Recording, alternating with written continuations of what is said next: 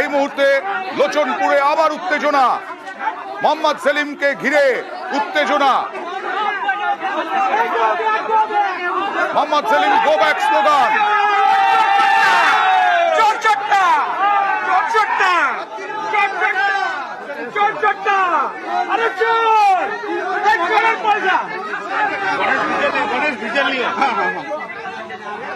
কিছুক্ষণ আগে এই লোচনপুরে, রানীনগরের লোচনপুরে একটি বুথে সিপিআইএম এর নির্বাচনী এজেন্টকে মারধরের অভিযোগ, নির্দল এজেন্টকে মারধর করে বের করে দেওয়ার অভিযোগ মোহাম্মদ সেলিমের।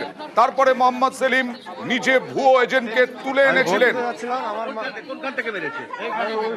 ওইখানে দাঁড়িয়ে মেরেছে সকালে 8টার সময় টিএমসির লোক। কেন মেরেছে?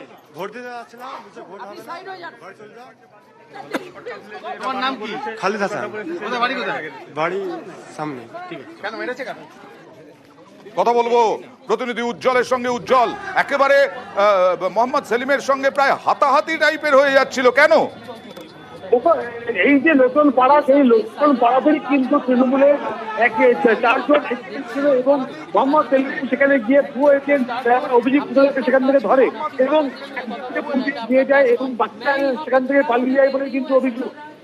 আমি ভোটারদের আটকানো সেখানে মোহাম্মদ এবং সেই যে ভুয়ো সেখানে আটকানো হচ্ছে, সেখান থেকে বুথ থেকে 200 মিটারের আগেই তৃণমূলের একটি ক্যাম্প ছিল। পুলিশের প্রচেষ্টা হয়, কারণ পুলিশ কোনো পদক্ষেপ করছে না। এই কিন্তু তৃণমূল কর্মী সমর্থকদের সঙ্গে বচসায় জড়িয়ে পড়েন মোহাম্মদ সেলিম। তারা মোহাম্মদ সেলিমকে গো ব্যাক এবং আইনি কার্য। মোহাম্মদ সেলিম কি জায়গা ছাড়লেন, এলাকা ছাড়লেন?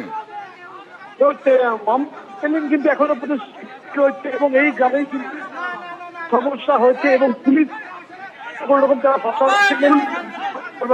উজ্জ্বল, তোমার নেটওয়ার্কে সমস্যা হচ্ছে সম্ভবত, তোমার কথা কেটে কেটে যাচ্ছে, পুরো কথা বুঝতে পারছি না।